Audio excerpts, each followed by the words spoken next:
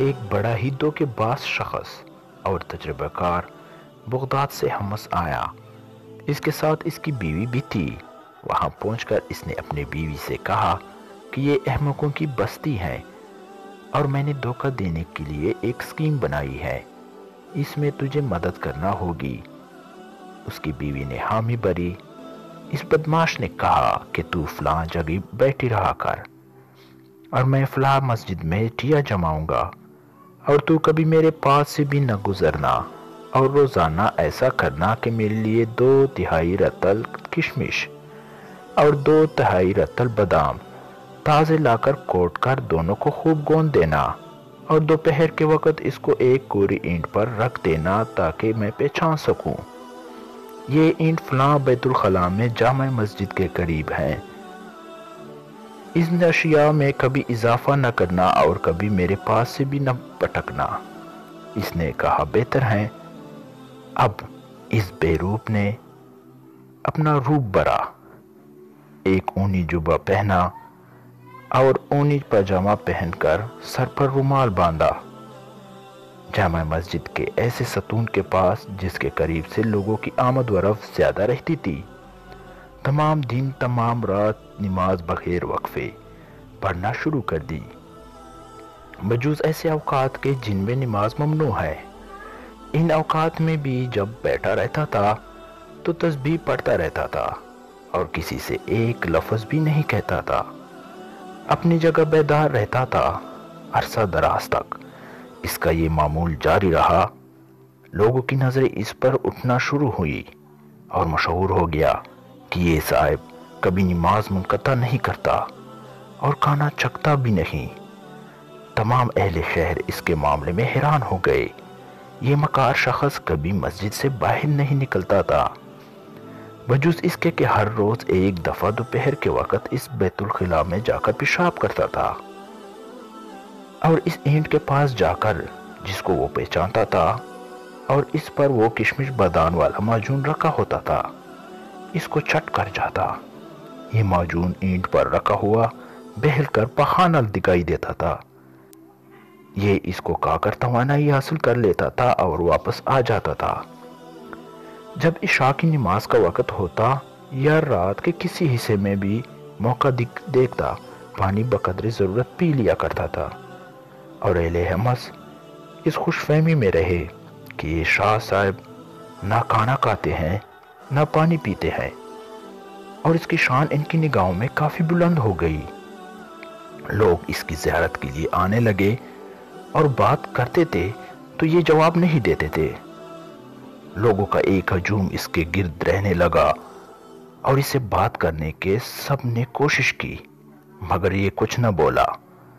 تو اس سے اس کی جلالت شان اور بڑھ گئی، یہاں تک کہ لوگوں نے اس کی نشست گاہ کی زمین کو برکت حاصل کرنے کے لیے چونا شروع کر دیا۔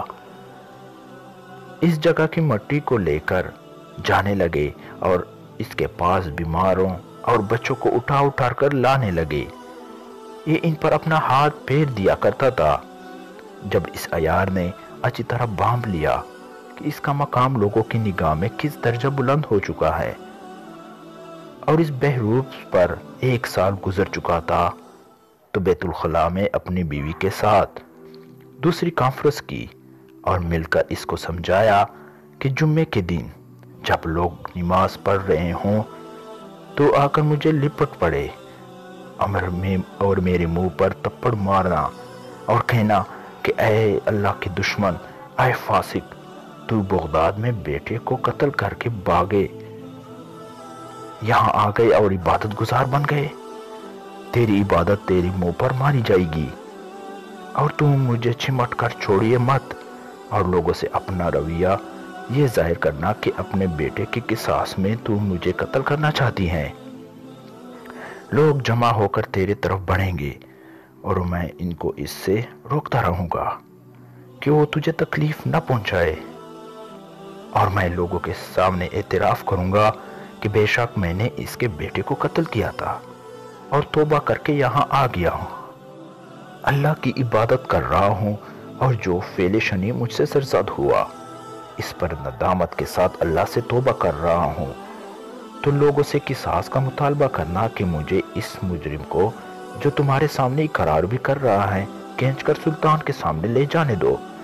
اب وہ تیرے سامنے دیت تک پہنچ جائیں گے، یا تو جو مناسب موقع سمجھے کہ اب وہ لوگ مجھے بچانے کے حرص میں اپنے عطیات بڑھانے سے رک گئے، اور یقین کر لے کہ اب اس میں اضافہ ممکن نہیں رہا، پھر ان کے فدیہ کو قبول کر لینا اور مال جمع کر لینا اور لے کر اسی دن بغداد سے نکل جانا اور یہاں مت ٹھہرنا۔ میں بھی موقع دیکھ کر بھاگ آؤں گا اور تجھ سے مل جاؤں گا۔ یہ اسکیم طے ہو گئی۔ اب جب کہ اگلا دن جمعے کا آ گیا تو حسب تجویز عورت پہنچ گئی اور اس کو لپٹ پڑی، تو جو کچھ اس کو سمجھایا تھا وہ سب کچھ عمل میں لائی۔ تو شہر والے کھڑے ہو گئے کہ وہ اسے قتل کر ڈالے اور کہنے لگے کہ اے خدا کے دشمن، یہ شخص تو ابدال ہے، یہ تو وہ ہستی ہے جس کی برکت سے دنیا قائم ہے، یہ قطب وقت ہے۔ اس نے اس کو اشارہ کیا کہ ٹھہر جاؤ اور اس عورت کو تکلیف نہ پہنچاؤ۔ تو لوگ ٹھہر گئے اور اس نے نماز مختصر کی اور سلام پھیر کر دیر تک زمین پر لوٹا۔ پھر کہا، اے لوگو، جب سے میں آیا ہوں تم نے کبھی کوئی لقمہ میرے زبان سے سنا ہے؟ تو اس کا کلام سننے کے لیے ایک دوسرے کو بشارت دینے لگے۔ تو ایک شور بلند ہو گیا کہ نہیں، ہم نے کبھی آپ کی زبان سے کوئی بھی بات نہیں سنی۔ پھر بولا کہ میں تمہارے ہاں اس گناہ سے توبہ کر کے آیا ہوں جس کا یہ عورت ذکر کر رہی ہے، اور یہ سچ ہے کہ میں بری حالت میں گرفتار اور خسارے میں مبتلا شخص تھا۔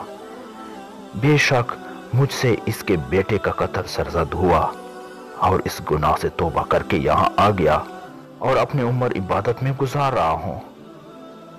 میں برابر اپنے نفس کو اپنے پر آمادہ کرتا رہا ہوں کہ پھر واپس جا کر اپنے کو اس عورت کے سپرد کر دوں تاکہ یہ مجھے اپنے بیٹے کے قصاص میں قتل کر دے، کیونکہ مجھے یہ کٹکار لگا رہا ہے کہ ایسا نہ ہو کہ اللہ نے میری توبہ قبول نہ کی ہو، اور میں اللہ سے برابر دعا کرتا رہا ہوں کہ وہ میری توبہ قبول کر لے، اس عورت کو مجھ پر مسلط کر دے، یہاں تک کہ میری دعا قبول ہو گئی کہ یہ میرے پاس آ گئی اور مجھ پر اس نے قصاص لینے کے لیے قابو پا لیا ہے۔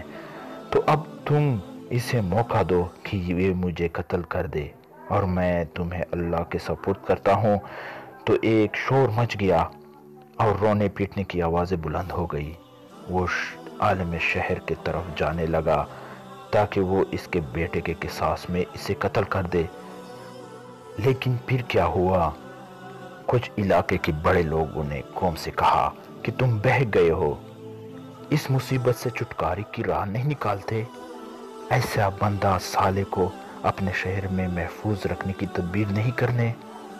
تمہیں چاہیے کہ اس عورت کے ساتھ نرمی سے بات کرو اور اسے درخواست کرو کہ وہ دیت قبول کر لے جس کو ہم سب مل کر ادا کر دیں۔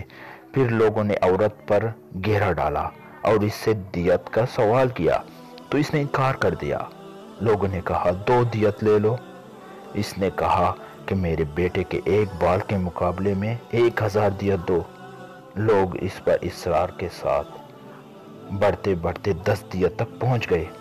اس نے کہا کہ تم میرے سامنے مال جمع کر کے رکھ دو، اگر اس کو دیکھ کر میرا قلبی رجحان اس کے قبول کرنے کی طرف ہو گیا تو قبول کر لوں گی، ورنہ تو قاتل کو قتل کرا کے رہوں گی۔ تو لوگوں نے 1 لاکھ درہم جمع کر کے اس سے کہا کہ یہ لے لے۔ اس نے کہا جی میرے نفس میں یہی اثر ہے کہ میں اپنے بیٹے کے قاتل کو قتل ہی کرواؤں۔ اب لوگوں نے اس کے سامنے اپنے کپڑے، اپنے چادریں، اپنی انگوٹھیاں پھینکنا شروع کر دی۔ عورت نے اپنے زیور پھینکے۔ اتنے سامان کے بعد اس نے بیٹے کے خون سے دستبردار ہونے کا اظہار کیا اور سارا سامان لے کر چلتی بنی۔ اس شخص نے اس کے بعد جامع مسجد میں چند دن قیام کیا، یہاں تک کہ اس نے اندازہ کر لیا کہ اب وہ بہت دور نکل چکی ہے پھر ایک رات وہ بھی بھاگ نکلا۔